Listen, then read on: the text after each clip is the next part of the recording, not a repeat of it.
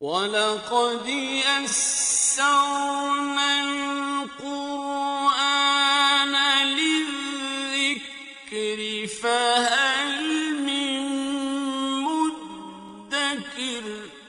اور ہم نے قرآن کو سمجھنے کے لیے آسان کر دیا، تو کوئی ہے جو سوچے سمجھے۔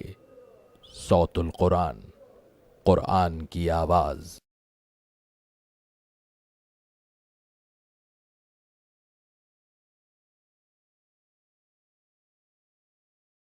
نحمده ونصلي على رسوله الكريم اما بعد فاعوذ بالله من الشيطان الرجيم بسم الله الرحمن الرحيم وما محمد الا رسول قد خلت من قبله الرسل افإن مات او قتل انقلبتم على اعقابكم ومن ينقلب على عقبيه فلن يضر الله شيئا وسيجزي الله الشاكرين صدق الله العظيم۔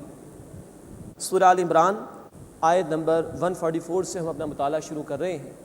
غزوہ احد کے حوالے سے اللہ تعالیٰ کا تبصرہ چل رہا ہے، اور عرض کیا جا چکا ہے کہ اس صورت میں رکوع نمبر 13 سے لے کے رکوع نمبر 18 تک یہ 6 رکوع ہیں جن میں غزوہ احد کے حالات پر تبصرہ کیا گیا ہے۔ اب میدان جنگ کا ایک نقشہ ہمارے سامنے پیش ہو رہا ہے۔ خود اللہ کے رسول صلی اللہ علیہ وسلم زخمی ہوئے ہیں، اور ایک وقت آیا کہ آپ صلی اللہ علیہ وسلم کی شہادت کی افواہ پھیلا دی گئی تھی، اس پر اللہ تعالیٰ کا تبصرہ آ رہا ہے۔ وما محمد الا رسول، اور محمد صلی اللہ علیہ وسلم تو ایک رسول ہیں۔ قد خلت من قبلہ الرسل، یقیناً ان سے پہلے بھی بہت سے رسول گزر چکے ہیں۔ افإن مات او قتل، پھر اگر وہ وفات پا جائیں یا قتل یعنی شہید کر دیے جائیں، انقلبتم علی اعقابکم، تو کیا تم اپنی ایڑیوں پر الٹے پاؤں پھر جاؤ گے؟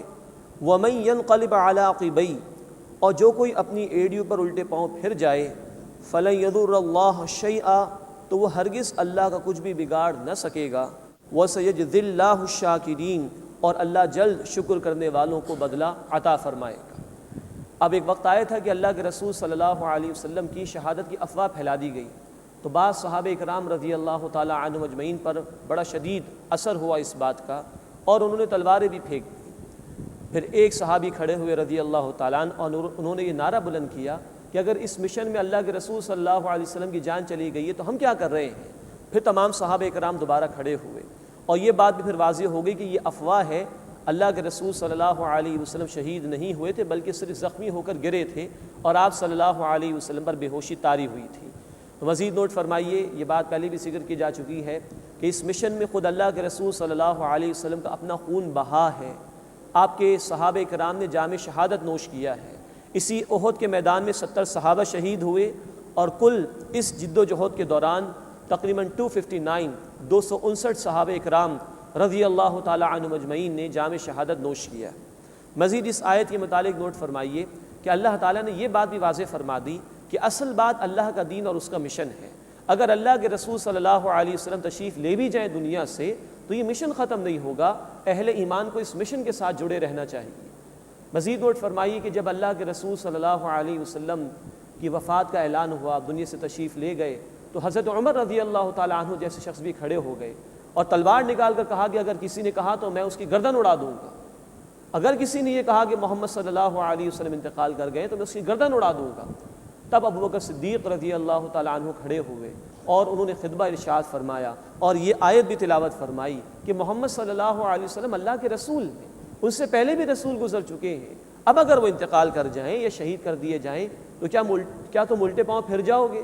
تب حضرت عمر فاروق رضی اللہ تعالیٰ عنہ نے فرمایا کہ مجھے محسوس ہوا کہ آج کے لیے ہی اللہ تعالیٰ نے یہ آیت نازل فرمائی ہے۔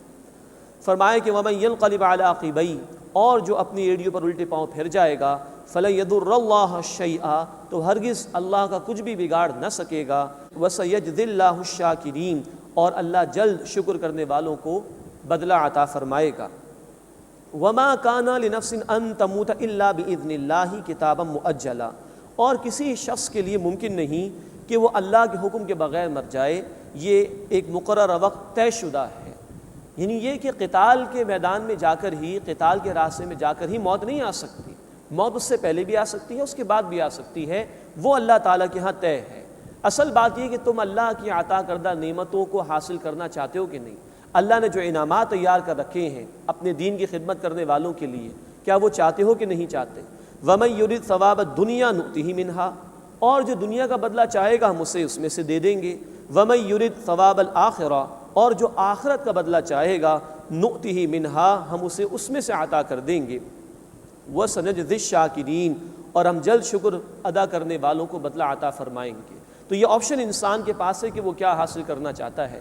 موت تو بہرحال آنی ہے، بستر پر بھی آ سکتی ہے، بیماری میں بھی آ سکتی ہے، تو کیا ہی اچھا ہو کہ یہ جان اللہ کے راستے میں استعمال ہو جائے اور جان آفری کے حوالے کر دی جائے۔ اس سے بڑا بندے مومن کے لیے کوئی رتبہ نہیں ہو سکتا۔ لیکن یہ یاد رکھو کہ صرف قتال کے مرحلے میں جا کر ہی موت نہیں آ سکتی، اس کے سوا بھی آ سکتی ہے۔ اس کے بعد اللہ والوں کا ذکر ہے۔ اللہ والے وہ ہوتے ہیں جو اللہ کے دین کی خاطر جنگ پر بھی آمادہ ہو جاتے ہیں، اس لیے کہ اگر اللہ کا دین نافذ نہ ہو تو اہل ایمان کی عبادت مکمل نہیں ہو سکتی اور ظلم کا خاتمہ نہیں ہو سکتا، تو اس کے خاطر اہل ایمان جنگ بھی کرتے ہیں۔ تو اب گزشتہ اہل ایمان میں سے اللہ کے نیک بندوں کا ذکر کیا جا رہا ہے۔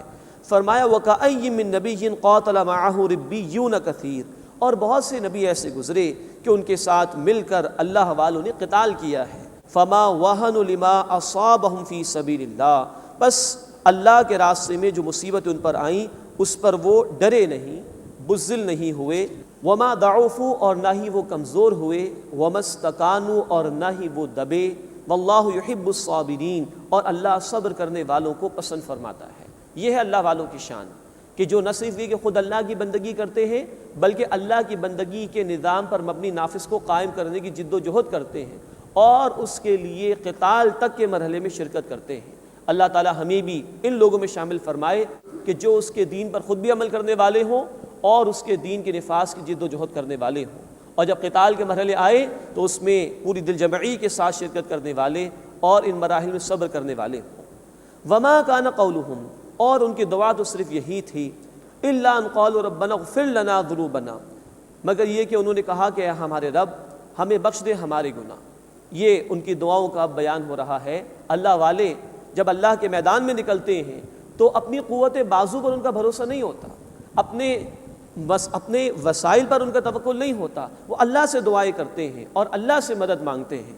وما کان قولہم الا ان قالوا ربنا اغفر لنا ذنوبنا، اور ان کی دعا تو صرف یہی تھی کہ انہوں نے پکارا اے ہمارے رب ہمارے گناہ ہمیں معاف فرما دے، وَإِسْرَافَنَا فِي أَمْرِنَا، اور ہمارے کاموں میں ہماری زیادتیاں ہمیں معاف فرما دے، وَثَبِّتْ أَقْدَامَنَا، اور ہمارے قدموں کو ثابت قدمی عطا فرما، وَانصُرْنَا عَلَى الْقَوْمِ الْكَافِرِينَ، اور کافروں کی قوم کے مقابلے میں ہماری مدد فرما۔ فَآتَاهُمُ اللَّهُ ثَوَابَ الدُّنْيَا، تو اللہ تعالیٰ نے انہیں دنیا کا بدلہ عطا فرمایا، وَحُسْنَ ثَوَابِ الْآخِرَةِ، اور آخرت کا اچھا بدلہ عطا فرمایا۔ دنیا میں بھی ہے لیکن اصل بدلہ آخرت میں ہے۔ واللہ یحب المحسنین، اور اللہ تعالیٰ عمدگی کے ساتھ عمل کرنے والوں سے محبت فرماتا ہے۔ یا ایھا الذین آمنوا، اے وہ لوگوں جو ایمان لائے ہو، ان تطیعوا الذین کفروا، اگر تم ان لوگوں کا کہا مانو گے جنہوں نے کفر کیا، یردوکم علی اعقابکم، تو وہ تمہاری ایڑیوں پر تمہیں الٹے پاؤں پھیر دیں گے، فتنقلبوا خاسرین، پس تم جا پڑو گے نقصان میں۔ بل اللہ مولاکم، بس اللہ تمہارا مددگار ہے، وہو خیر الناصرین، وہ سب سے بہتر مدد فرمانے والا ہے۔ تو اللہ کے باغیوں کی طرف توجہ نہ کرو، اللہ سے تعلق کو مضبوط کرو، مخالفین کی پرواہ نہ کرو، اللہ پر توکل کرو، اللہ تمہاری مدد فرمائے گا۔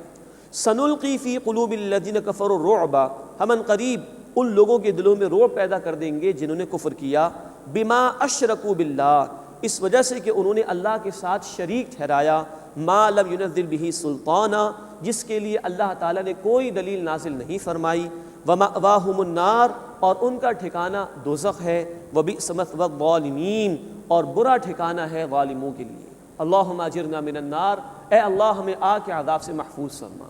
اس آیت میں اشارہ کیا جا رہا ہے غزوہ احد ہی کے حالات پر، جب وہ بھگدڑ مچی اور مشرکین نے دونوں طرف سے مسلمانوں پر حملہ کیا اور 70 کے قریب صحابہ کرام رضی اللہ تعالی عنہم اجمعین شہید ہوئے۔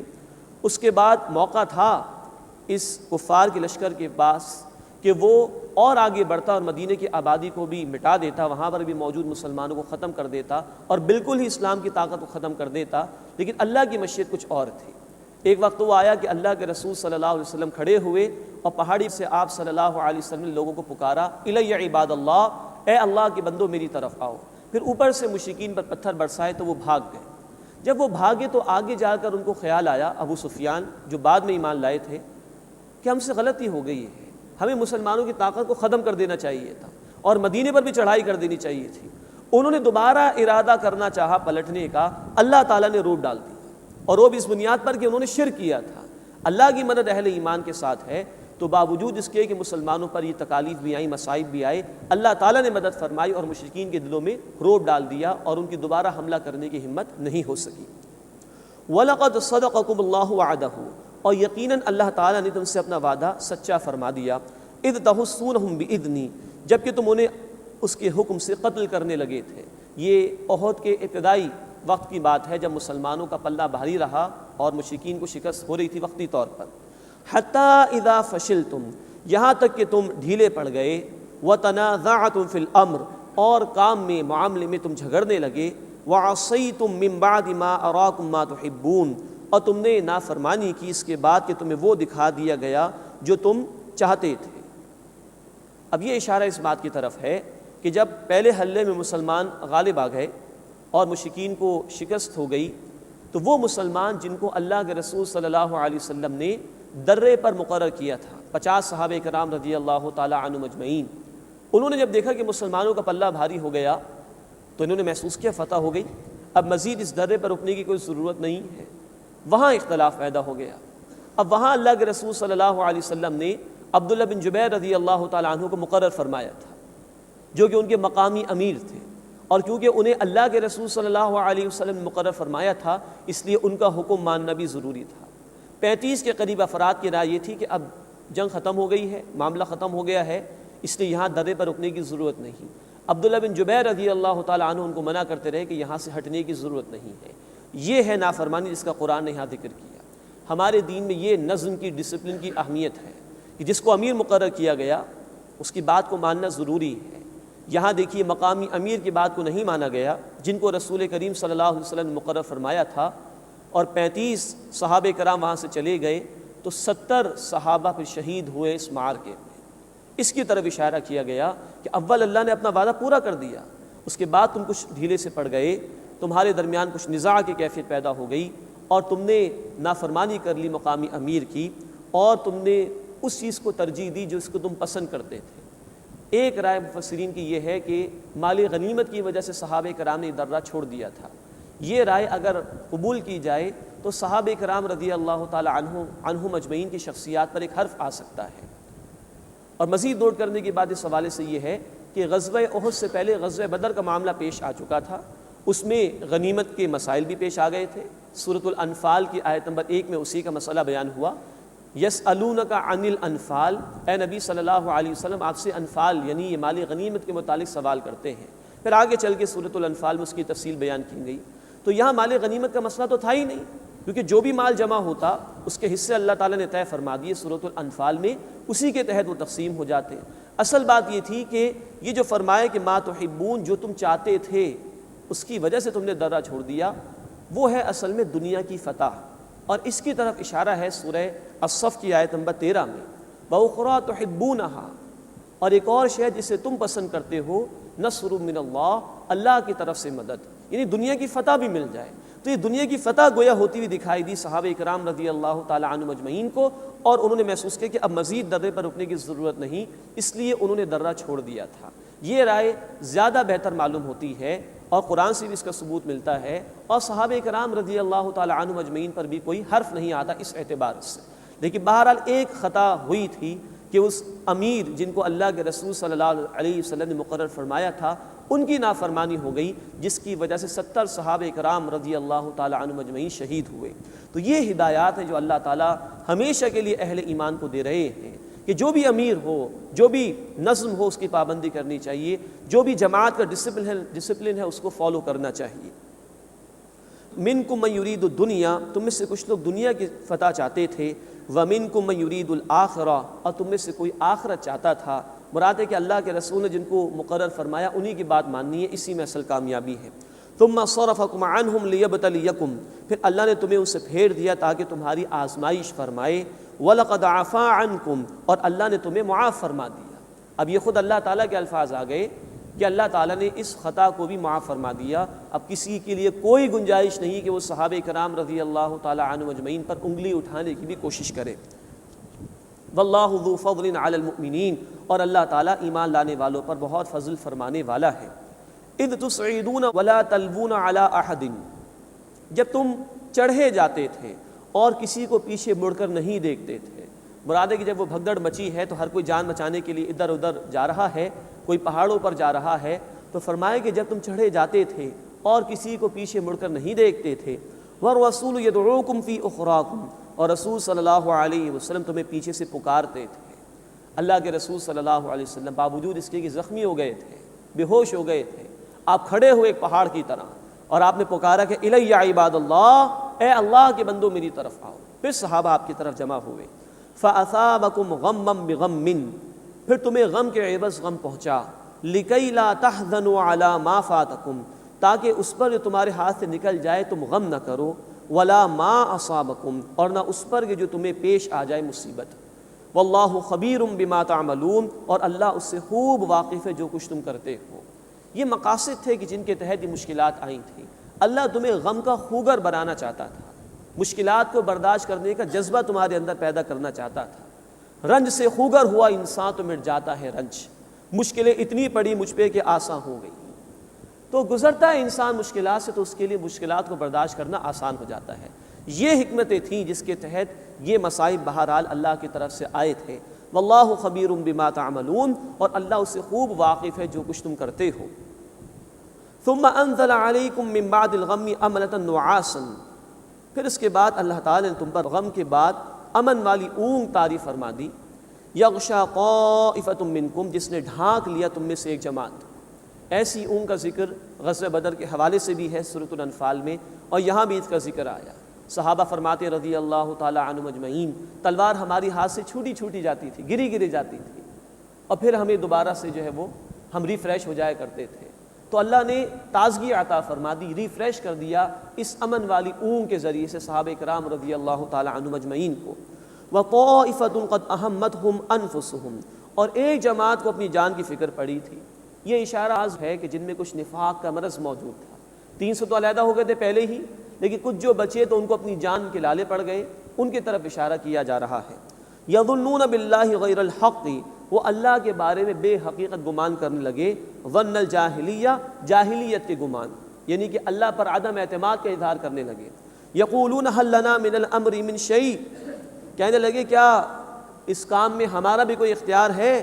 قل ان الامر کلہ للہ، اے نبی صلی اللہ علیہ وسلم فرما دیجئے اختیار اس کام کا تو کل اللہ کے لیے ہے۔ یخفون فی انفسہم ما لا یبدون لک، وہ اپنے دلوں میں وہ کچھ چھپاتے ہیں اے نبی صلی اللہ علیہ وسلم جو آپ پر ظاہر نہیں کرتے، اندر کچھ اور ہے ظاہر میں کچھ اور ہے۔ یقولون، کہتے ہیں، لو کان لنا من الامر شیء، اگر اس معاملے میں ہمارا بھی کوئی اختیار ہوتا، ہماری بھی سنی جاتی، ما قتلنا ہا ہنا، تو ہم یا مارے نہ جاتے۔ گویا کہ یہ سمجھنے کہ ہماری تدبیر سے ہم موت سے بچ سکتے ہیں۔ قل لو کنتم فی بیوتکم، اے نبی صلی اللہ علیہ وسلم فرما دیجئے اگر تم اپنے گھروں میں ہوتے، لبرز الذین کتب علیہم القتل، تو جن کی قسمت میں مارا جانا لکھا تھا وہ ضرور نکل کھڑے ہوتے، الی مضاجعہم، اپنی قتل گاہوں کی طرف۔ وقت طے ہے اللہ کے ہاں، مقام بھی اللہ کے علم میں ہے، اور جب وہ وقت آئے گا تو جس کی موت آنی ہے وہ اپنے مقام پر ہی ہوگا جہاں اس کی روح قبض کی جائے گی۔ تو اگر اللہ کے یہاں سے طے ہو جاتا تو یہ اپنی قتل گاہوں کی طرف نکل جاتے۔ یہ سارا معاملہ اللہ کے اختیار میں ہے۔ وَلِيَبْتَلِيَ اللَّهُ مَا فِي صُدُورِكُمْ، تاکہ اللہ آزمائے جو کچھ تمہارے سینوں میں ہے، وَلِيُمَحِّصَ مَا فِي قُلُوبِكُمْ، اور تاکہ صاف فرما دے جو تمہارے دلوں میں ہے۔ وَاللَّهُ عَلِيمٌ بِذَاتِ الصُّدُورِ، اور اللہ خوب جاننے والا ہے سینوں کے رازوں کو۔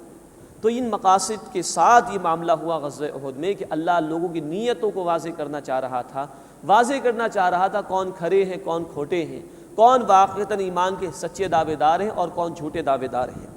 ان الذین تولوا منکم یوم التقى الجمعان، بے شک جن لوگوں نے تم سے پیٹھ پھیر دی اس دن کے جس دن دو جماعتیں آمنے سامنے ہوئیں، انما استزلهم الشیطان، یقینا شیطان نے انہیں ہلا دیا تھا ان کی جگہ سے انہیں، ببعد ما کسبوا، ان کے بعض اعمال کی وجہ سے۔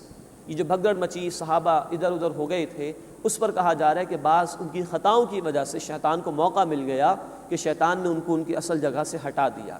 لیکن اللہ تعالیٰ نے بڑے خوبصورت الفاظ آگے ارشاد فرمائے، وَلَقَدْ عَفَى اللَّهُ عَنْهُمْ، اور یقیناً اللہ نے انہیں معاف فرما دیا ہے۔ یہ اللہ کا التفات ہے۔ صحابہ کرام رضی اللہ تعالیٰ عنہم اجمعین انسان تھے، ان سے خطا کا امکان تھا، اور یہ سب کچھ بیان اسی لیے کیا جا رہا ہے کہ ہمارے سامنے بات واضح ہے کہ خطا ہم سے بھی ہو سکتی ہے، گناہ ہم سے بھی ہو سکتا ہے۔ یہ ایک ایسا کردار ہے کہ جس کو ہم فالو کر سکتے ہیں۔ تو فرمایا کہ وَلَقَدْ عَفَى اللَّهُ عَنْهُمْ، اللہ نے انہیں معاف فرما دیا۔ ان اللہ غفور حلیم، بے شک اللہ تعالیٰ بہت بخشنے والا، بردبار ہے، تحمل والا ہے۔ اب کچھ منافقین کا بیان آ رہا ہے۔ یا ایھا الذین آمنوا، اے وہ لوگوں جو ایمان لائے ہو، لا تکونوا کالذین کفروا، ان لوگوں کی طرح مت ہو جاؤ جنہوں نے کفر کیا، وقالوا لاخوانہم، اور وہ کہتے ہیں اپنے بھائیوں سے، اذا ضربوا فی الارض، جب وہ زمین میں سفر کرتے ہیں، او کانوا غزا، یا جہاد میں ہوتے ہیں، لو کانوا عندنا، اگر وہ ہمارے پاس ہوتے، ما ماتوا وما قتلوا، نہ وہ مرتے نہ مارے جاتے، لیجعل اللہ ذلک حسرۃ فی قلوبہم، تاکہ اللہ اس کو حسرت بنا دے ان کے دلوں میں۔ واللہ یحیی و یمیت، اور اللہ ہی زندگی عطا فرماتا ہے اور وہی موت دیتا ہے۔ واللہ بما تعملون بصیر، اور اللہ خوب دیکھنے والا ہے اس کو جو کچھ تم کرتے ہو۔ یہ منافقین کا بیان ہے۔ یہ کہنے لگے کہ ہمارے بھائی اگر ہماری بات مان لیتے اور ہمارے ساتھ رک جاتے تو یوں قتل نہ کیے جاتے۔ یہ ہے ان کا فرار اختیار کرنے کی روش کا معاملہ، جس کو قرآن نے یہاں پر نقل کیا۔ آگے اللہ تعالیٰ فرما رہے ہیں، وَلَئِن قُتِلْتُ فِي سَبِيلِ اللَّهِ، اور اگر تم اللہ کے راستے میں قتل یعنی شہید کر دیے جاتے، او متم، یا ویسے ہی مر جاتے، لیکن تھے اگر اللہ کے راستے میں نکلے ہوئے، اللہ کے دین کے لیے محنت کر رہے تھے، لَمَغْفِرَةٌ مِّنَ اللَّهِ وَرَحْمَةٌ، تو یقیناً اللہ کی طرف سے مغفرت اور رحمت، خیر مما یجمعون، اس سے بہتر ہے جو وہ دولت جمع کرتے ہیں۔ یہ ہے اجر و ثواب جو اللہ کے راستے میں نکلنے کا، اللہ کے دین کو قائم کرنے کے لیے محنت کرنے کا بیان کیا جا رہا ہے۔ وَلَئِن مُتُّمْ أَوْ قُتِلْتُمْ، اور اگر تم مر گئے یا مار دیے گئے، چاہے طبعی طور پر موت آ جائے یا ویسے ہی قتل کر دیے جاؤ، لَإِلَى اللَّهِ تُحْشَرُونَ، تو یقیناً تم سب اللہ ہی کی طرف اکٹھے کیے جاؤ گے۔ لوٹنا اللہ کی طرف ہے، موت بہرحال آنی ہے۔ اب خود فیصلہ کرو کہ کیا ایسی موت چاہیے کہ جس کے نتیجے میں اللہ کی رضا مل جائے، یا ایسی موت اور ایسی زندگی چاہ رہے ہو کہ جس میں اللہ کے دین سے فرار اختیار کیا جا رہا ہو۔ تم خود فیصلہ کر لو۔ اس کے بعد اللہ کے رسول صلی اللہ علیہ وسلم کی اخلاق کا بیان ہے، اور ایک قائد کے لیے، کسی جماعت کے امیر کے لیے کیا اخلاق درکار ہیں ان کا بیان آ رہا ہے۔ فَبِمَا رَحْمَةٍ مِّنَ اللَّهِ لِنْتَ لَهُمْ، بس اے نبی صلی اللہ علیہ وسلم آپ اللہ کی رحمت سے ان کے لیے نرم دل ہیں۔ وَلَوْ كُنْتَ فَظًّا غَلِيظَ الْقَلْبِ، اور اگر آپ تند مزاج ہوتے، سخت دل ہوتے، لَانفَضُّوا مِنْ حَوْلِكَ، تو وہ آپ کے پاس سے منتشر ہو جاتے۔ لیکن یہ آپ کا اخلاق حسنہ ہے، جس کو قرآن نے کہا سورۃ القلم آیت نمبر 4 میں، وَإِنَّكَ لَعَلَىٰ خُلُقٍ عَظِيمٍ، اے نبی صلی اللہ علیہ وسلم آپ اخلاق کے بلند ترین مرتبے پر فائز ہیں۔ تو اے نبی آپ بڑے نرم دل ہیں، آپ کا مزاج سخت نہیں ہے، آپ سخت دل نہیں ہیں۔ اور بالفرض ایسا ہوتا تو یہ صحابہ جو کہ والنٹیئرز ہیں، اپنی دنیا قربان کر کے آئے ہیں، اپنا گھر بار چھوڑ کر آئے دین کے راستے میں، یہ چھٹ جاتے ہیں یہاں سے۔ تو فرمایا فاعف عنہم، بس آپ انہیں معاف کر دیجئے، واستغفر لہم، اور ان کے لیے بخشش مانگیے۔ اب یہ کس لیے کہا جا رہا ہے؟ یہ خطا ہو گئی تھی، آپ کے مقرر کردہ امیر کی بات انہوں نے نہیں مانی، خطا ہوئی ہے، آپ بھی معاف کیجئے اور ان کے لیے اللہ تعالیٰ سے بخشش مانگیے۔ گویا کسی جماعت کے امیر کے لیے یہ بھی تلقین ہے کہ وہ اپنے ساتھیوں کے لیے اللہ تعالیٰ سے بخشش مانگے اور ان کے ساتھ معافی کا رویہ اختیار کرنے کی کوشش کرے۔ وَشَاوِرْهُمْ فِي الْأَمْرِ، اور کام میں ان سے مشورہ کیا کیجیے۔ اب دیکھیے اللہ کے رسول صلی اللہ علیہ وسلم پر تو براہ راست اللہ کی طرف سے وحی آتی تھی، آپ کو کنسلٹیشن کی ضرورت تو نہیں تھی، لیکن اس کے باوجود آپ صلی اللہ علیہ وسلم نے صحابہ سے مشورہ کیا، بار بار مشورہ کیا کرتے تھے، احد کے موقع پر بھی کیا ہے، تاکہ بعد میں آنے والوں کے لیے سنت جاری ہو جائے کہ اہل ایمان کو اپنے معاملات مشورے کے ذریعے سے طے کرنے چاہیے۔ چنانچہ سورہ الشورى آیت نمبر 38 میں کہا گیا وَأَمْرُهُمْ شُورَىٰ بَيْنَهُمْ، اور ان کے آپس کے معاملات مشورے کے ذریعے سے طے ہوتے ہیں۔ اس کا ایک فائدہ یہ بھی ہے کہ جب ایک قائد، ایک امیر، ایک لیڈر اپنے ساتھیوں سے مشورہ لیتا ہے تو ان ساتھیوں میں سینس آف پارٹیسپیشن بھی پیدا ہوتا ہے. وہ سمجھتے کہ ہماری بھی بات سنی جاتی ہے، ہمیں بھی کوئی ویٹیج دی جاتی ہے. یوں اس جماعت کو مضبوط کرنا، اس گروہ کو، اس آرگنائزیشن کو مضبوط کرنا آسان ہو جاتا ہے. فَإِذَا عَزَمْتَ فَتَوَكَّلْ عَلَى اللَّهِ، بس جب آپ ارادہ کر لیں، فیصلہ کر لیں تو اللہ پر توکل کیجیے. یہ بھی اسلامی جماعت کے نظم کی، اس کے ڈسپلن کی ایک روح ہے. ساتھی مشورہ دے سکتے ہیں، لوگ مشورہ دے سکتے ہیں، لیکن امیر کے پاس اختیار ہے کہ مشورہ لینے کے بعد وہ جو چاہے فیصلہ کرے. تو فَإِذَا عَزَمْتَ، بس اے نبی صلی اللہ علیہ وسلم جب آپ فیصلہ کر لیں فَتَوَكَّلْ عَلَى اللَّهِ، تو اللہ پر بھروسہ کیجیے. جب ایک رائے قائم کیے مشورے سے، اب ڈٹ جائیے اس کے اوپر اور اللہ پر توکل کر کے اس پر عمل کیجیے. اِنَّ اللَّهَ يُحِبُّ الْمُتَوَكِّلِينَ، بے شک اللہ تعالیٰ توکل کرنے والوں کو، بھروسہ کرنے والوں کو پسند فرماتا ہے. اِن يَنصُرْكُمُ اللَّهُ فَلَا غَالِبَ لَكُمْ، اگر اللہ تمہاری مدد فرمائے تو کوئی تم پر غالب نہیں آ سکتا. یہ اللہ مزید تلقین کر رہے ہیں صحابہ کرام کو، اللہ ہی سے جڑے رہو، اسی پر توکل رکھو. اگر وہ تمہاری مدد فرمائے کوئی تم پر غالب نہیں آ سکتا. وَإِن يَخْذُلْكُمْ، اور اگر وہ تمہیں چھوڑ دے، تم پر سے اپنی مدد کا ہاتھ کھینچ لے، فَمَنْ ذَا الَّذِي يَنصُرُكُم مِّن بَعْدِهِ، تو پھر کون ہے جو اس کے بعد تمہاری مدد کرے گا. وَعَلَى اللَّهِ فَلْيَتَوَكَّلِ الْمُؤْمِنُونَ، اور اہل ایمان کو چاہیے کہ وہ اللہ ہی پر توکل کرے. یہ بہت اہم ہدایت آ رہی ہے ہمارے لیے. اگر اللہ کی مدد مل جائے کوئی تم پر غالب نہیں آ سکتا. اللہ کی مدد کیا ہے؟ سورہ آل عمران آیت 52 میں ہم نے سمجھا تھا، اس سے مراد ہے اللہ کے دین کی مدد کرنا. اور اگر اللہ کے دین کی مدد کی جائے تو اللہ کی مدد ملتی ہے. سورہ محمد صلی اللہ علیہ وسلم آیت نمبر 7، ان تنصروا اللہ ینصر، اگر تم اللہ کی مدد کرو گے اللہ تمہاری مدد فرمائے گا، یعنی اس کے دین کی مدد کرو گے وہ تمہاری مدد فرمائے گا. سورہ الحج آیت نمبر 40، وَلَيَنْصُرَنَّ اللَّهُ مَن يَنْصُرُهُ، اللہ لازماً اس کی مدد فرمائے گا جو اللہ کی مدد کرے گا، یعنی اللہ کے دین کی مدد کرے گا. تو یہاں ایک رول ہمیں بیان کیا جا رہا ہے کہ اللہ کی مدد حاصل کرنے کا طریقہ ہے اس کے دین کی مدد کرنا. اور اگر یہ کام ہم کرنے لگ جائیں تو اللہ تعالیٰ پورا یقین ہمیں دلا رہے ہیں کہ اگر اللہ تمہاری مدد فرمائے کوئی تم پر غالب نہیں آ سکتا. آج ہم غالب نہیں مغلوب. دنیا کے کونے کونے پر ہم مسلمانوں پر ظلم ہوتا ہے. ٹیکنالوجی بھی ہمارے پاس ہے، ہمارے ملک پاکستان نے ایٹم بم بنا لیا ہے. ریسورسز کی کمی نہیں ہے، کالا سونا پیٹرول کی دولت ہمارے پاس موجود ہے. ٹیلنٹ کی کمی نہیں ہے. مسلمان ممالک کے اسٹوڈنٹس جو ہے وہ امریکہ اور یورپ میں خدمات اپنی دے رہے ہیں. کمی اس بات کی ہے کہ آج اللہ کی مدد ہمارے شامل حال نہیں ہے، اس وجہ سے کہ آج اللہ کے دین کو ہم نے چھوڑ دیا ہے. اللہ ہمیں توفیق عطا فرمائے کہ ہم اس کے دین کو تھامیں اور اس کی جد و جہد میں اپنے آپ کو کھپائیں تو انشاءاللہ اللہ کی مدد ہمارے شامل حال آ جائے گی.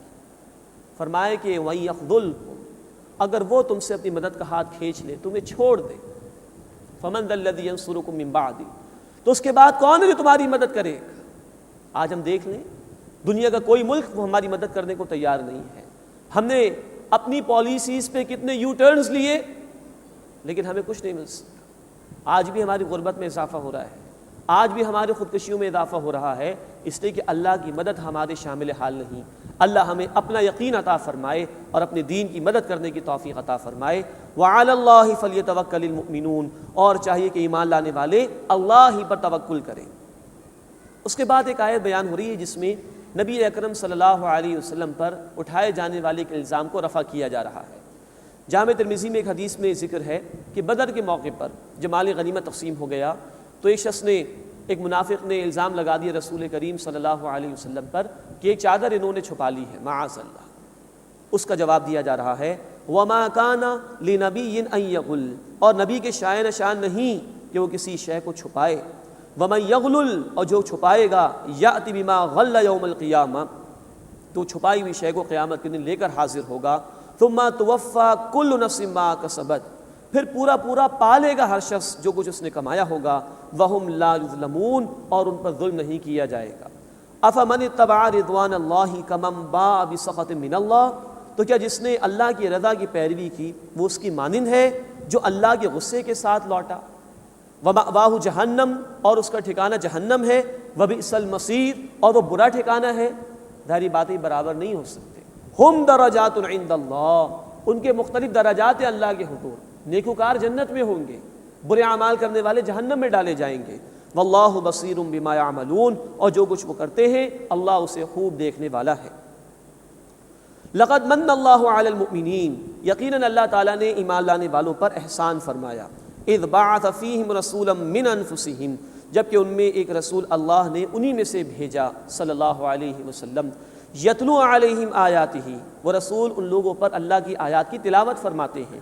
ویزکیہم، اور ان کا تزکیہ فرماتے ہیں۔ ویعلمہم الکتاب، اور انہیں کتاب یعنی کتاب کے احکامات کی تعلیم دیتے ہیں۔ والحکمہ، اور حکمت کی وزڈم کی باتیں سکھاتے ہیں۔ وَإِن كَانُوا مِن قَبْلُ لَفِي ضَلَالٍ مُبِينٍ، اور یقیناً اس سے پہلے وہ کھلی گمراہی میں تھے۔ اس آیت مبارکہ میں اللہ تعالیٰ نے اپنے احسان کا بیان فرمایا ہے کہ رسول اللہ صلی اللہ علیہ وسلم کا بھیجا جانا یہ اللہ رب العزت کا بہت بڑا احسان ہے۔ اتنا بڑا احسان کہ سورۃ الانبیاء آیت نمبر 107 میں کہا گیا وَمَا أَرْسَلْنَاكَ إِلَّا رَحْمَةً لِّلْعَالَمِينَ، اے نبی صلی اللہ علیہ وسلم ہم نے آپ کو تمام انسانوں کے لیے رحمت بنا کر بھیجا ہے۔ تو یہ احسان ہے جو اللہ تعالیٰ نے یہاں پر بیان فرمایا۔ مزید نوٹ فرمائیے کہ اس آیت مبارکہ میں رسول اللہ صلی اللہ علیہ وسلم کے 4 کاموں کو بیان کیا جا رہا ہے، اور یہ بات 4 ہی مرتبہ قرآن حکیم میں آئی ہے۔ 2 مرتبہ ہم پڑھ چکے ہیں، سورہ البقرہ آیت نمبر 129 اور سورہ البقرہ آیت نمبر 151 میں، اور 4تھی مرتبہ انشاءاللہ ہم پڑھیں گے سورۃ الجمعہ آیت نمبر 2 میں۔ یہاں تیسری مرتبہ ان 4 کاموں کا بیان ہو رہا ہے کہ اللہ کے رسول صلی اللہ علیہ وسلم نے جو انقلاب عظیم برپا فرمایا تھا اس کے لیے آپ کا بنیادی طریقہ کار کیا تھا، بیسک پروسیس کیا تھا آپ صلی اللہ علیہ وسلم کا، وہ یہاں بیان کیا گیا ہے۔ آپ نے قرآن کی تلاوت سنائی لوگوں کو غفلت سے بیدار کرنے کے لیے، ان کے دلوں کا تزکیہ فرمایا اللہ اور آخرت کا طالب بنانے کے لیے۔ پھر جب دل اس قابل ہو گئے کہ اللہ کے احکامات کو وصول کر سکے تو قرآن کے احکامات کی تشریح ان کے سامنے بیان فرمائی، اور پھر یہ بھی بتایا کہ اللہ تعالیٰ کے ان احکامات کے پیچھے مقاصد اور حکمتیں کیا ہیں۔ اس بنیادی پروسیس کے ذریعے سے، قرآن کے ذریعے، اس محنت کے ذریعے سے آپ صلی اللہ علیہ وسلم نے وہ افراد تیار کیے جن کے ذریعے سے تاریخ انسانی کا سب سے بڑا انقلاب برپا ہوا۔ آج بھی یہ کام ہمیں کرنا ہوگا کہ اس قرآن کو تھامنا ہوگا، اسی کو عام کرنا ہوگا، اسی کے ذریعے سے ایمان دلوں میں پیدا کرنا ہوگا، اسی کی تعلیمات پر عمل کرنا ہوگا، اسی میں بیان کردہ حکمتوں کو سامنے رکھتے ہوئے عمل کرنا ہوگا۔ جب اس قرآن کی طرف آئیں گے تو یہ قرآن ہمیں جوڑے گا، پھر وہ افراد میسر آ سکیں گے کہ جن کے ذریعے سے اللہ تعالیٰ اپنے دین کے غلبے کی جد و جہد کا کام لے گا۔ اللہ تعالیٰ ہمیں اس کی توفیق عطا فرمائے۔ مزید فرمائے کہ وَإِن كَانُوا مِن قَبْلُ لَفِي ضَلَالٍ مُبِينٍ، اور اس سے پہلے یقیناً وہ کھلی گمراہی میں تھے، یعنی قرآن کے آنے سے پہلے۔ آج بھی ہر وہ فلسفہ، وہ فکر، وہ تھاٹس، وہ نظریات، وہ علم جو قرآن سے دور ہوں، جو قرآن کے خلاف ہوں، وہ سراسر گمراہی ہے۔ وَإِن كَانُوا مِن قَبْلُ لَفِي ضَلَالٍ مُبِينٍ، اور اس سے پہلے وہ کھلی گمراہی میں تھے۔ أَوَلَمَّا أَصَابَتْكُم مُّصِيبَةٌ، تو کیا جب تمہیں پہنچی کوئی مصیبت، قَدْ أَصَبْتُم مِّثْلَيْهَا، یقیناً تم اس سے پہلے انہیں بھی دگنی مصیبت پہنچا چکے ہو، یعنی ابھی احد میں تم پر تکلیف آئی ہے، اس سے پہلے تم نے بھی تکلیف پہنچائی تھی، ان کے 70 مشرک مارے گئے تھے، 70 کو تم نے قید کیا تھا۔ قُلْتُمْ أَنَّا هَٰذَا، تو تم کہتے ہو کہ یہ کہاں سے آ گئی تکلیف؟ قُلْ هُوَ مِنْ عِنْدِ أَنفُسِكُمْ، اے نبی صلی اللہ علیہ وسلم فرما دیجئے یہ تمہارے اپنے پاس سے ہی آئی ہے۔ وہ جو تم سے نافرمانی ہو گئی مقامی امیر کی، نظم کو فالو نہیں کیا، ڈسپلن کی پیروی نہیں کی، وہ غلطی جو ہوئی اس کی وجہ سے مصیبت تم پر آئی۔ ان اللہ علی کل شیء قدیر، بے شک اللہ تعالیٰ ہر شے پر قدرت رکھنے والا ہے۔ وما اصابکم یوم التقى الجمعان، اور جو تمہیں تکلیف پہنچی جس دن 2 جماعتیں ایک دوسرے کے مقابل ہوئیں، فبإذن اللہ، تو اللہ کے حکم سے ہی ہوا، ولیعلم المؤمنین، اور تاکہ اللہ تعالیٰ ظاہر فرما دے ایمان لانے والوں۔ اب پھر مقاصد بیان کیے جا رہے ہیں، یہ مشکلات کیوں آتی ہیں؟ تاکہ اللہ ایمان لانے والوں کو ظاہر فرما دے۔ وَلِيَعْلَمَ الَّذِينَ نَافَقُوا، اور تاکہ اللہ انہیں بھی واضح فرما دے جنہوں نے نفاق اختیار کیا۔ وَقِيلَ لَهُمْ تَعَالَوْا، اور انہیں کہا گیا آؤ، قَاتِلُوا فِي سَبِيلِ اللَّهِ، اللہ کے راستے میں جنگ کرو، أَوِ ادْفَعُوا، یا کم از کم دفاع ہی کر لو۔ قالوا، وہ بولے، لَوْ نَعْلَمُ قِتَالًا لَاتَّبَعْنَاكُمْ، اگر ہم جنگ جانتے تو ضرور تمہارا ساتھ دیتے۔ یہ فرار اختیار کرنے کا ایک اور طریقہ کہ بھائی کوئی جنگ ونگ ہونی نہیں ہے، اگر ہوتی تو ہم ضرور تمہارا ساتھ دیتے۔ اب اللہ تعالیٰ کا ان کی اس ایمانی کیفیت پر تبصرہ ہے۔ ہم للکفر یومئذ اقرب منہم للایمان، وہ اس دن کفر سے زیادہ قریب تھے اپنے ایمان کی نسبت۔ یہ بہت اہم جملہ ہے ایمان کی حقیقت کو سمجھنے کے اعتبار سے۔ منافق اولاً کافر نہیں ہوتا، منافق وہ ہوتا ہے جو ایمان قبول کر لیتا ہے، لیکن جب اللہ کے دین کے راستے میں جان و مال لگانے کے تقاضے آتے ہیں تو دنیا کی محبت اس کے پیر کی بیڑی بن جاتی ہے اور وہ رک جاتا ہے وہ شخص، اور ایمان کے تقاضوں سے دوری اختیار کرتا ہے۔ تو یہ ایمان کشمکش کی صورت میں اندر موجود رہتا ہے، بڑھتا بھی ہے گھٹتا بھی ہے۔ نیک اعمال کرنے کے نتیجے میں ایمان میں اضافہ ہوتا ہے، اور برے اعمال کرنے کے نتیجے میں حقیقی ایمان میں کمی واقع ہو جاتی ہے۔ تو یہاں کہا جا رہا ہے کہ اس دن وہ کفر سے زیادہ قریب تھے ایمان کے مقابلے میں۔ اللہ کا دین، اس کے تقاضے سامنے آ رہے ہیں اور یہ دنیا کو زیادہ ترجیح دے رہے ہیں، تو گویا اب ایمان کے اعتبار سے پیچھے جا رہے ہیں اور عمل کے اعتبار سے کفر کر رہے ہیں۔ یقولون بافواہہم ما لیس فی قلوبہم، وہ اپنے منہ سے وہ کہتے ہیں جو ان کے دلوں میں نہیں۔ دعویٰ ہے زبان سے کہ اللہ کو مانتے، اللہ کے رسول صلی اللہ علیہ وسلم کو مانتے، آخرت کو مانتے ہیں، لیکن عمل اس کے برعکس ہے۔ دعویٰ کرتے ہیں اللہ کو ماننے کا، اللہ کے رسول صلی اللہ علیہ وسلم کو ماننے کا، آخرت کو ماننے کا اور دین کو ماننے کا، لیکن جب تقاضے آ رہے ہیں کہ اب نکلو اللہ کے راستے میں، جنگ کا موقع آیا تو جان لگاؤ، مال لگاؤ، تو اب فرار اختیار کر رہے ہیں۔ دل میں ہے دنیا کی محبت اور زبان پر دعوے ہیں ایمان کے جھوٹے۔ کہا جا رہا ہے کہ یقولون بافواہہم ما لیس فی قلوبہم، وہ اپنے منہ سے وہ کہتے ہیں جو ان کے دلوں میں نہیں ہے۔ واللہ اعلم بما یکتمون، اور اللہ خوب جاننے والا ہے جو کچھ وہ چھپاتے ہیں۔ الذین قالوا لاخوانہم وقعدوا، وہ لوگ کہ جنہوں نے اپنے بھائیوں سے کہا اور خود بیٹھے رہے، لو اطاعونا ما قتلوا، اگر وہ ہماری بات مانتے تو مارے نہ جاتے۔ گویا کہ یہ سمجھ رہے کہ ہماری موت کا اختیار ہمیں حاصل ہے، اگر ہم بچاؤ کر لیں گے تو بچ جائیں گے۔ اب اللہ تعالیٰ کا تبصرہ، قل فادرؤوا عن انفسکم الموت، اے نبی صلی اللہ علیہ وسلم فرما دیجئے تم اپنی جانوں سے موت کو ہٹا کے دکھا دو، ان کنتم صادقین، اگر تم سچے ہو، اگر تم سمجھتے ہو کہ تمہاری اس منصوبہ بندی سے تم موت سے بچ جاؤ گے تو اللہ کی طرف سے موت کا فیصلہ تو آنے والا ہے، ذرا بچ کے دکھا دو۔ اس کے بعد وہ لوگ کہ جن کو یہ روک رہے تھے اور جو شہید ہو گئے، یعنی شہداء، ان کی فضیلت اللہ تعالیٰ بیان فرما رہے ہیں۔ وَلَا تَحْسَبَنَّ الَّذِينَ قُتِلُوا فِي سَبِيلِ اللَّهِ أَمْوَاتًا، جو لوگ اللہ کے راہ میں مارے گئے یعنی شہید ہو گئے، انہیں ہرگز خیال نہ کرو کہ وہ مردہ ہیں، بل احیاء، بلکہ وہ زندہ ہیں، عند ربہم یرزقون، اپنے رب کے پاس وہ رزق پاتے ہیں۔ شہداء کی فضیلت پہلے ہم نے پڑھی تھی سورہ البقرہ آیت نمبر 154 میں، یا اسی کو دہرایا گیا کہ ان کو مردہ مت کہو، وہ زندہ ہیں، اور یہاں بتایا جا رہا ہے کہ انہیں ان کے رب کے حضور میں رزق دیا جاتا ہے۔ مسلم شریف کی روایت ہے، اللہ کے رسول صلی اللہ علیہ وسلم نے فرمایا، شہداء کی روحیں جنت میں سبز پرندوں کی طرح گھومتی پھرتی ہیں اور جہاں سے چاہتی ہیں کھاتی پیتی ہیں۔ اللہم ارزقنا شہادۃ فی سبیلک، اے اللہ ہمیں اپنے راستے میں شہادت کی موت عطا فرما۔ اللہ کے رسول صلی اللہ علیہ وسلم کی حدیث ہے مسلم شریف میں، آپ نے فرمایا، جس نے نہ تو کسی غزوے میں شرکت کی، نہ اس کے دل میں شہادت کی تمنا تھی، اور اسی حال میں اس کی موت واقع ہو گئی، تو نفاق پر اس کی موت واقع ہوئی۔ اللہ اس انجام بس سے ہماری حفاظت فرمائے، ہمیں تمنا کرنے اور اس کے لیے محنت کرنے کی اور اجتماعی سطح پر دین کے لیے جد و جہد کرنے کی توفیق عطا فرمائے۔ اس کے بعد ذکر کیا جا رہا ہے کہ یہ شہداء اپنے ان بھائیوں کا انتظار کر رہے ہیں جو بھی زمین پر ہی رہ گئے ہیں، اور وہ بھی آنے والے ان سے ملاقات کرنے والے ہیں۔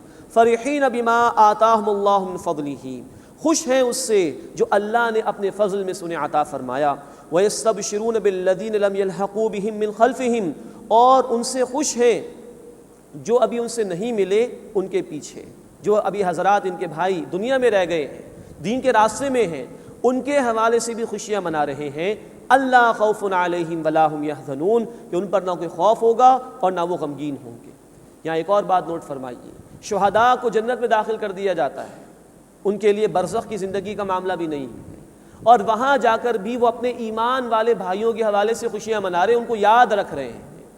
نوٹ فرمائیے کہ اصل رشتہ جو آخرت میں کام آنے والا ہے وہ ایمان اور تقوی کا ہے۔ محض خونی رشتے، محض بلڈ ریلیشنز کام آنے والے نہیں۔ سورہ عبس آیت 34 سے 37 میں فرمایا گیا کہ انسان دور بھاگے گا اس دن اپنے بھائی سے، اپنی والدہ اور اپنے والد سے، اپنی بیوی اور اپنی اولاد سے، کوئی کسی کو نہیں پوچھے گا۔ جبکہ یہاں کہا جا رہا ہے کہ شہداء اپنے ایمان والے بھائیوں کے حوالے سے خوشیاں منا رہے ہوں گے. یہ ہے اصل رشتہ.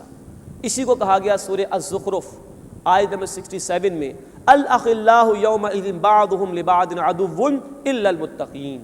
گرم جوش دوست قیامت کے دن ایک دوسرے کے دشمن ہو جائیں گے سوائے تقوی اختیار کرنے والوں کے. اللہ ہمیں تقوی اختیار کرنے کی توفیق عطا فرمائے, اپنے گھر والوں میں بھی تقوی اختیار کروانے کی توفیق عطا فرمائے. تو پھر ایک اور بشارت ہے اللہ کی سورہ الطور آیت نمبر 21 میں کہ جو لوگ ایمان لائے اور ان کی اولاد نے ایمان میں ان کی پیروی کی, ہم ان کو جنت میں جمع فرما دیں گے.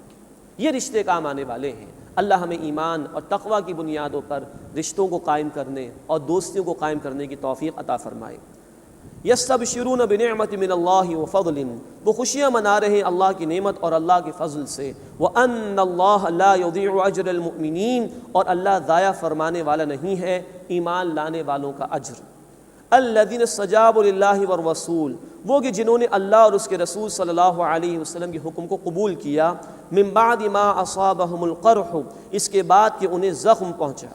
یہ اشارہ اس بات کی طرف ہے کہ غزوہ احد کے دوران جب بھگدڑ مچی, پھر آپ صلی اللہ علیہ وسلم بیدار ہوئے, آپ نے پہاڑی سے صحابہ کو پکارا, الی عباد اللہ, صحابہ آپ کے پاس جمع ہو گئے. ابو سفیان اور ان کا لشکر چلا گیا تھا. بعد میں ان کو جاگے جب خیال ہوا کہ ہمیں پلٹ کر مسلمانوں پر حملہ کرنا چاہیے, اور اللہ کے رسول صلی اللہ علیہ وسلم کو بھی اس کی اطلاع ملی, تو آپ صلی اللہ علیہ وسلم نے اعلان کیا صحابہ کرام کے دوران کہ ہمیں چل کر ان کا تعاقب کرنا چاہیے تاکہ ان کو حملہ کرنے کی ہمت نہ ہو. صحابہ کرام کھڑے ہو گئے, باوجود اس کے کہ مشکلات آئیں, 70 صحابہ شہید ہوئے, زخم سے چورا چور ہیں, لیکن اللہ کی پکار پر لبیک کہا. اور مدینے سے 8 میل دور حمراء الاسد کا علاقہ ہے, وہاں تک گئے, لیکن ابو سفیان اور بقیہ مشرکین ان کو ہمت نہیں ہو سکی کہ واپس آ کر مقابلہ کر سکیں. اس کی طرف اشارہ ہے. للذین احسنوا منہم واتقوا اجر عظیم, ان میں سے جن لوگوں نے نیکی اور تقوی اختیار کیا ان کے لیے بڑا اجر ہے. اس کے بعد کی آیت میں ایک اور واقعے کی طرف اشارہ ہے. مشرکین چلے گئے تھے سن 3 ہجری میں غزوہ احد کے بعد. اس کے بعد پھر انہوں نے تیاری شروع کی اور اعلان کیا کہ اگلے سال یعنی 4 ہجری میں بدر میں ہم دوبارہ مسلمانوں سے مقابلہ کریں گے. انہوں نے خوب تیاری کی اور ایک قافلے سے یہ بھی کہلوا بھیجا مسلمانوں کی طرف کہ مسلمانوں ڈرو, اب تمہارے خلاف پھر مشرکین تیاری کر رہے ہیں. مسلمانوں کے ایمان میں اور اضافہ ہوا, اور اللہ کے رسول صلی اللہ علیہ وسلم کی پکار پر لبیک کہتے ہوئے صحابہ آپ صلی اللہ علیہ وسلم کے ساتھ تشریف لے گئے, بدر تک گئے, لیکن مشرکین کی ہمت نہیں ہوئی کہ مسلمانوں کا مقابلہ کریں. صحابہ کچھ دن وہاں رہے, تجارت سے خوب نفع اٹھایا اور کامیابی کے ساتھ واپس آ گئے. اس کا ذکر کیا جا رہا ہے. الذین قال لهم الناس, وہ کہ جنہیں لوگوں نے کہا کہ لوگوں, ان الناس قد جمعوا لکم, تمہارے لیے لوگوں نے سامان تیار کر لیا ہے, وہ اب دوبارہ تیاری کر کے آ رہے ہیں. فخشوہم, ان سے ڈرو.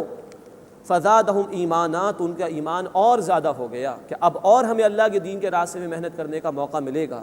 وقالوا, اور انہوں نے کہا, حسبنا اللہ ونعم الوکیل, اللہ ہی ہمارے لیے کافی ہے اور وہ کیا ہی بہترین کارساز ہے. فانقلبوا بنعمت من اللہ وفضل, پھر وہ لوٹے اللہ کی نعمت اور اس کے فضل کے ساتھ, خوب تجارت میں فائدہ اٹھایا. لم یمسسہم سوء, انہیں کوئی تکلیف نہیں پہنچی. واتبعوا رضوان اللہ, اور انہوں نے اللہ کی رضا کی پیروی کی. واللہ ذو فضل عظیم, اور اللہ بڑے فضل والا ہے. انما ذالکم الشیطان, یقین یہ شیطان ہے. یخوف اولیاءہ, وہ تمہیں ڈراتا ہے اپنے دوستوں سے.